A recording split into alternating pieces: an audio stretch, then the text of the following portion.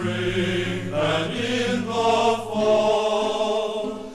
I love your fertile valleys, your dear mountains I adore. I love your dear old ocean, and I love your rugged shore. California is a name from which earliest times has lured men from many distant parts of the world to seek it out, to find its treasure, to settle and dwell in a wonderful land of milk and honey.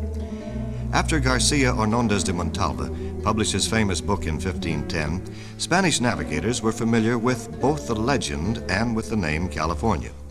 He wrote, "Know that on the right hand of the Indies there is an island called California, very near to the terrestrial paradise, which was peopled with black women. Their arms were olive gold."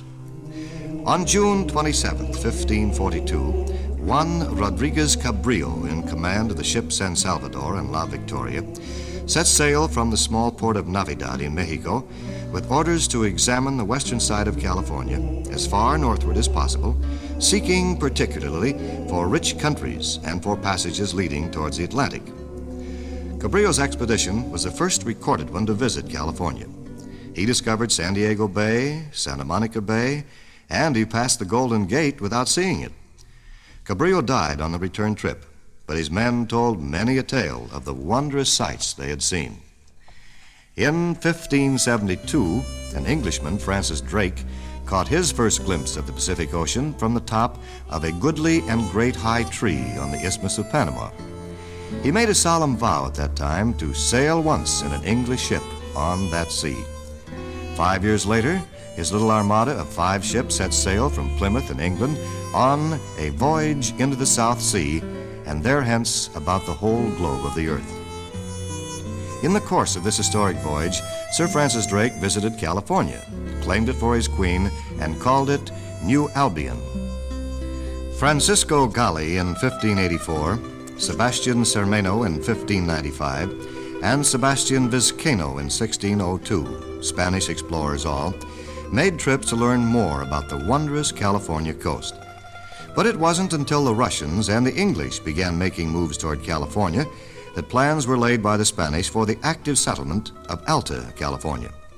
So it was that in 1769, a small band of soldiers and priests, led by Captain Gaspar de Patola and Padre Junipero Serra, were sent from Mexico to rediscover the people, the bays of San Diego and Monterey. This was the first migration of Franciscan priests and Spanish soldiers. Within the next 50 years, 19 other missions were established, like a chain of beads, one day's march apart, up the coast of California. The missions drew the Indians from the surrounding countryside to live at the compound and work in the adjoining fields. It was a mixed blessing for the Indians and an odd mixture of cultures. For after the hard days in the fields, the Franciscan fathers would teach the Indians to sing ancient Gregorian chants.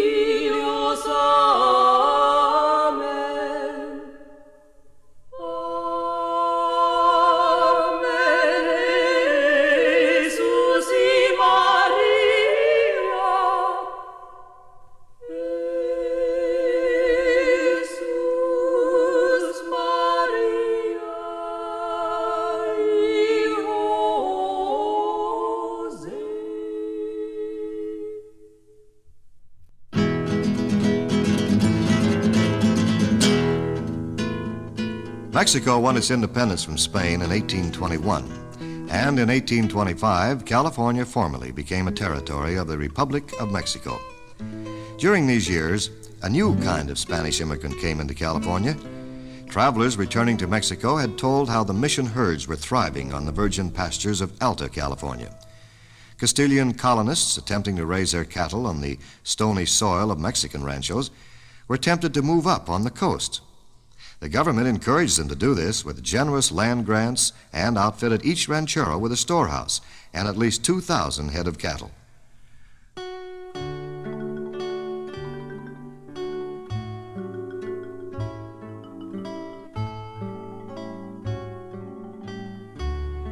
It was a golden time in the Golden State for the rancheros. Their ranch houses, built of sun-dried adobe brick, were comfortable and cool. Fields worked by Indian laborers surrounded the houses, and beyond these were the vast pasture land for the family's herd.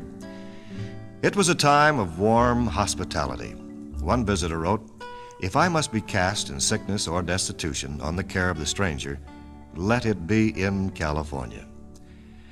The rancheros' lives of gentlemanly leisure left plenty of time for fiestas, and there was much eating, drinking, dancing, and best of all, singing.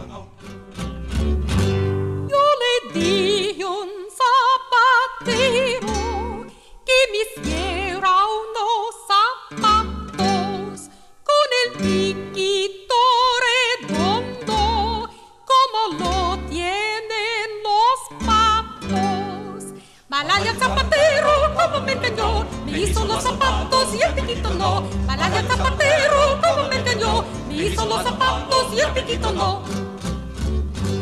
Yo le di un zapatero que me hiciera unos zapatos con el piquito redondo como lo tienen los patos. Malaya zapatero como me engañó, me hizo los zapatos y el piquito no. Malaya zapatero como me engañó, me hizo los zapatos y el piquito no.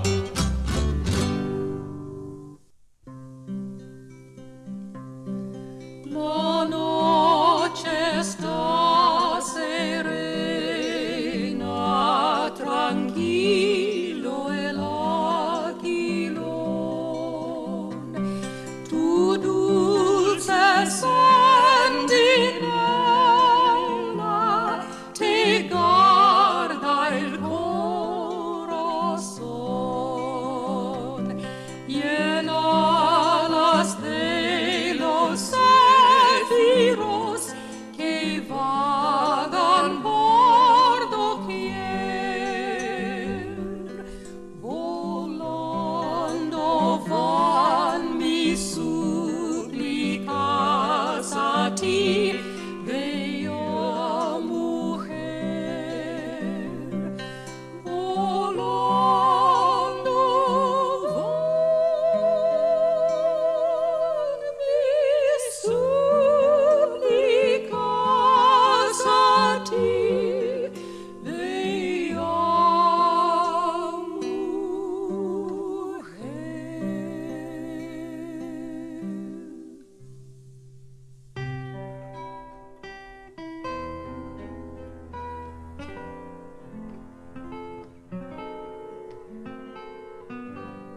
Mexico's hold over her California province was always a weak one. For instance, she failed to send regular supply ships to the colonists. Thus, even though foreign ships were forbidden to land in California, the Californios of necessity welcomed the Yankee ships, bringing as they did such necessities as skillets, needles, cotton cloth, and plows. In return, the Yankee ships took California hides back to Boston. One cowhide was called a California dollar and was worth about 3 American dollars. This trade was so lucrative that the profit to the ship owners was often 300% or better. Soon, many American ships were making the long voyage around the Horn to California. The voyage took over 5 months, and so it was no wonder the sailors relieved many of the long hours in singing their chanties.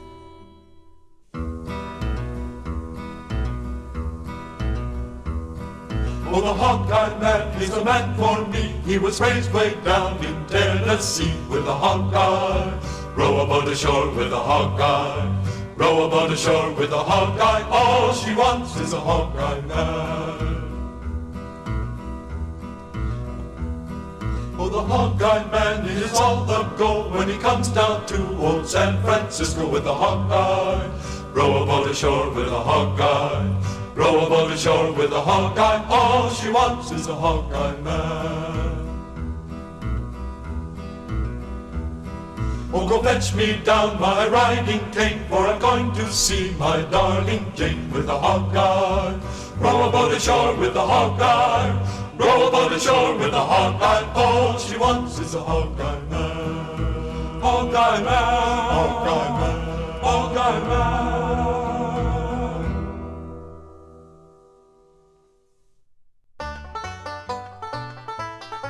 Hundreds of reports describing California as a perfect paradise, a perpetual spring, had started Eastern American families building prairie schooners in the decade before the gold rush.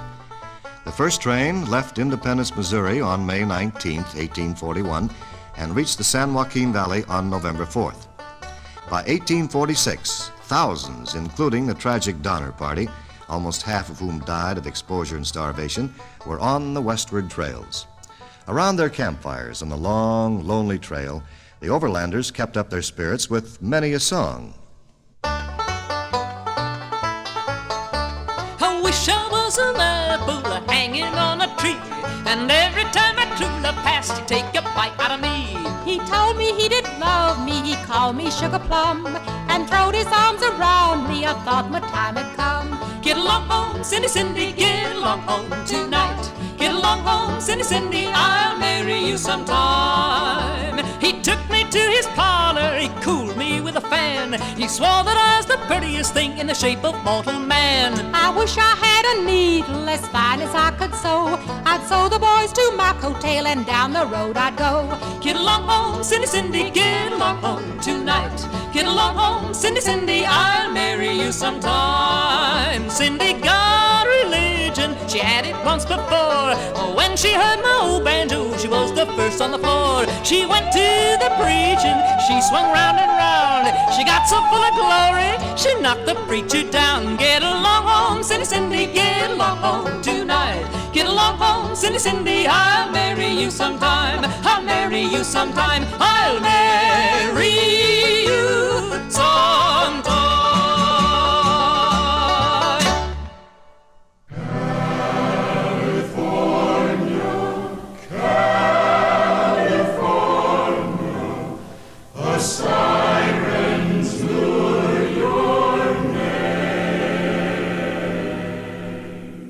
The war by which California became an American state was one of the most pleasant ever fought. It had a false start on October 19, 1842, when Commander Thomas Jones sailed into Monterey and ordered the port to surrender to the United States. The commander had heard that Mexico was at war with the United States and hurried north to annex California. When he learned that no war had been declared, he retired from Monterey with elaborate apologies. Then, in 1844, Captain John C. Fremont arrived overland with a detachment of U.S. soldiers on a so-called scientific expedition.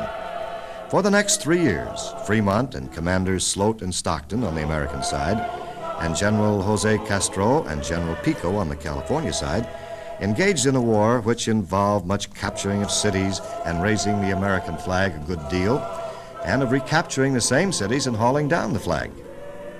Hardly a shot was fired, however, even in the final battle of the war, which took place at San Gabriel and La Mesa on January 8th and 9th, 1847.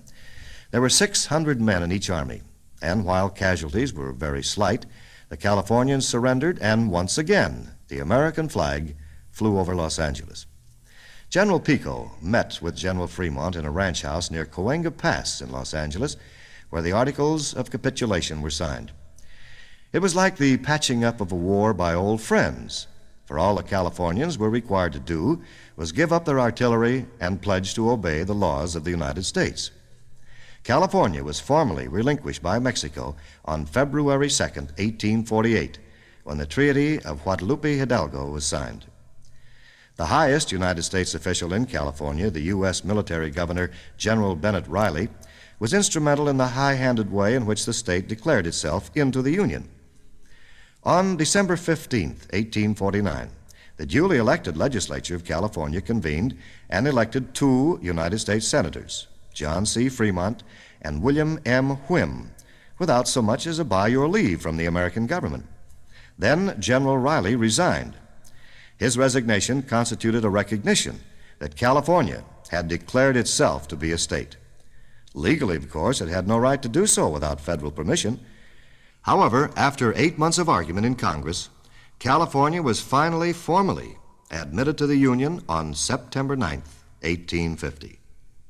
California's admission to the Union was inevitable, and while events leading up to it were important, there was something else taking place at the same time which was to set in motion the greatest mass movement of people since the Crusades. It was, of course, a discovery of gold at Sutter's Fort in January 1848. The first rush to the gold fields came from the inhabitants of California itself.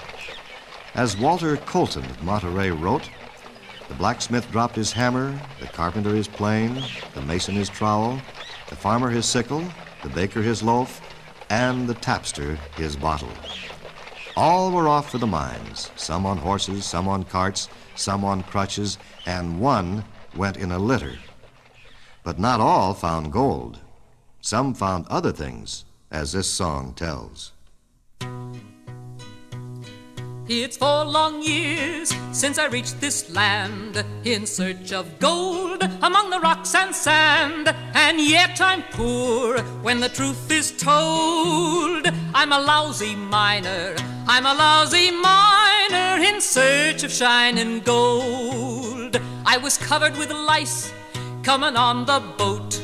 I threw away my fancy swallow-tailed coat, and now they crawl up and down my back. I'm a lousy miner, I'm a lousy miner, a pile is all I lack.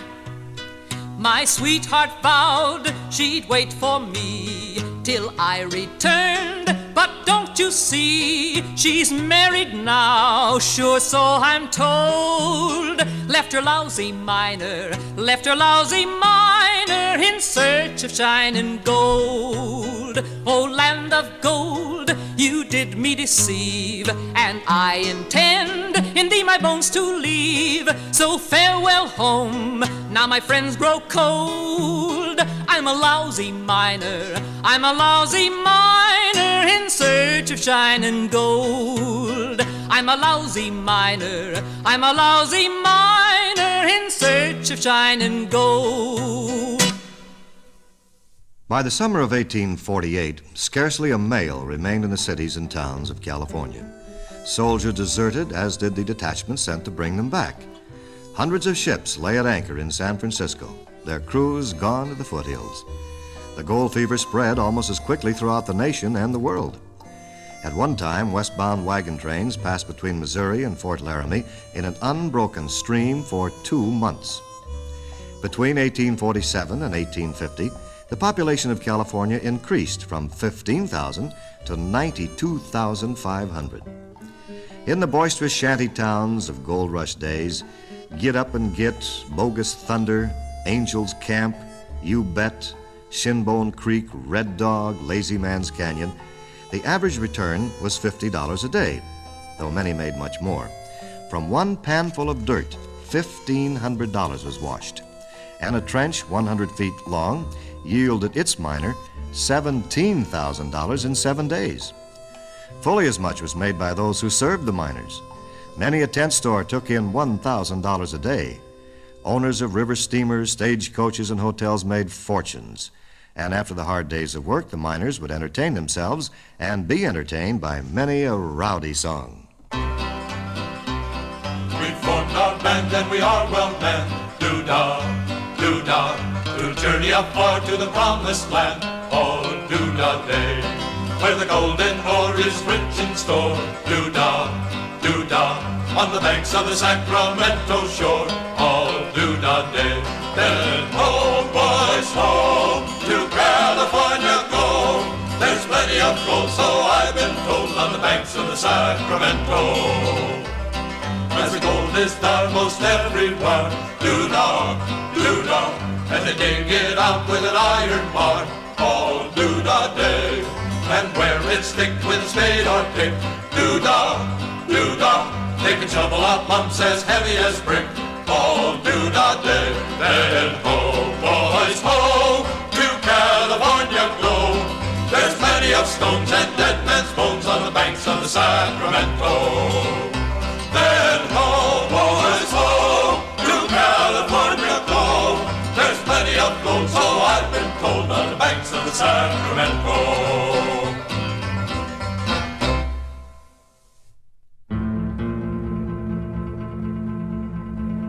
With the making of a great deal of money, there comes a dreadful compulsion on the part of some men to steal it. Thus, among the thousands of men migrating to California, there were bad men as well as good, and many a tough gunslinger was attracted to California and his gold. But there were also native Californian banditos like Joaquin Murrieta or Tiburcio Vasquez waiting in their hiding places to rustle horses or hijack stagecoaches.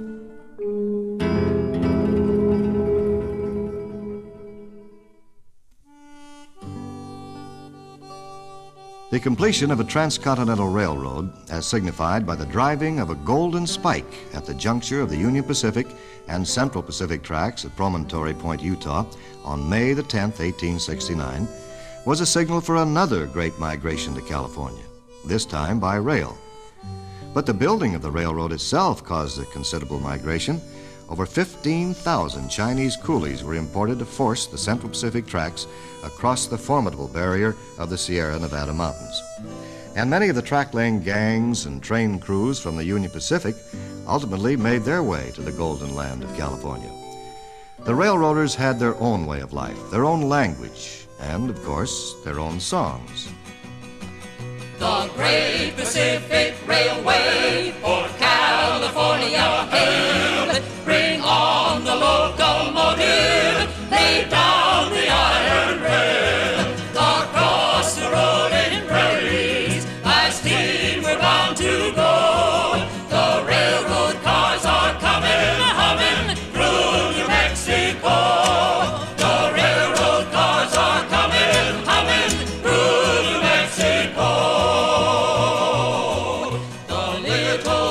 In Dogtown will wag each little tail. They'll think that something's coming, arriving on a rail. The rattlesnake will show its fangs, the old to whips to woo. The railroad cars are coming, humming through New Mexico.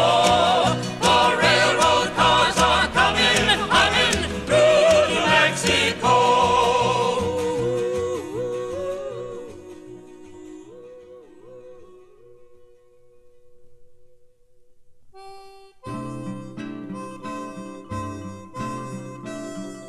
The completion of Santa Fe Railroad's line into Los Angeles in 1886 was a spark that touched off another great migration to California. A rate war between the Santa Fe and the Southern Pacific started almost immediately, and rates fell and fell until for one period a passenger could ride from Kansas City to Los Angeles for $1.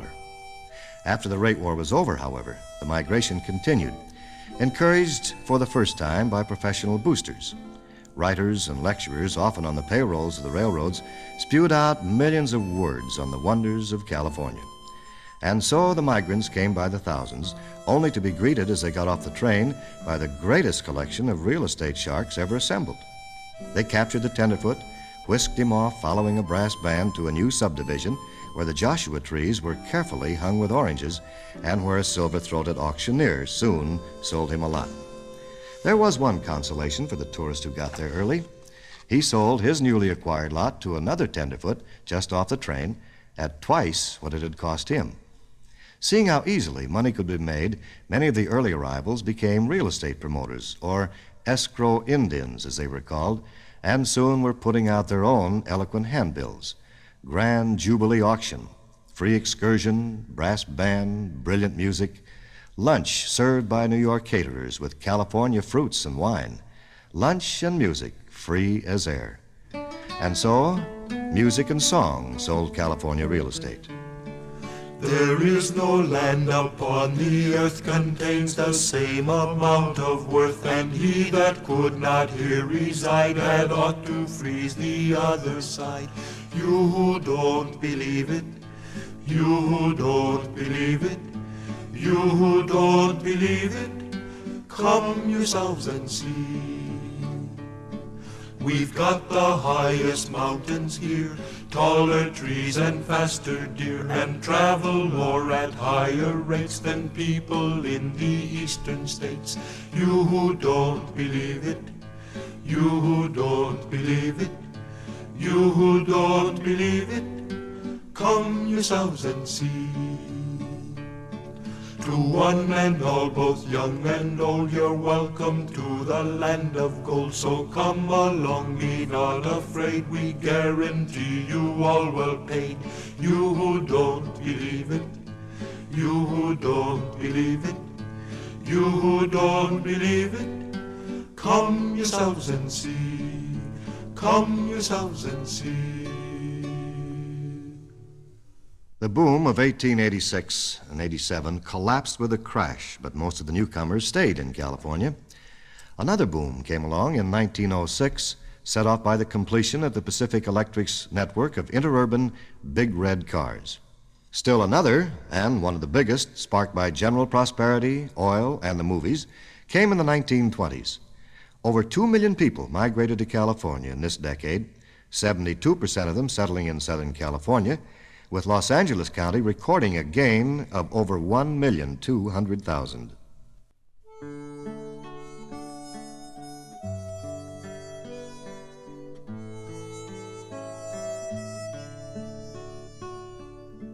The Great Depression of the 1930s and the terrible windstorms that turned parts of the Middle and Southwest into a dust bowl resulted in yet another migration to California, the land of hope.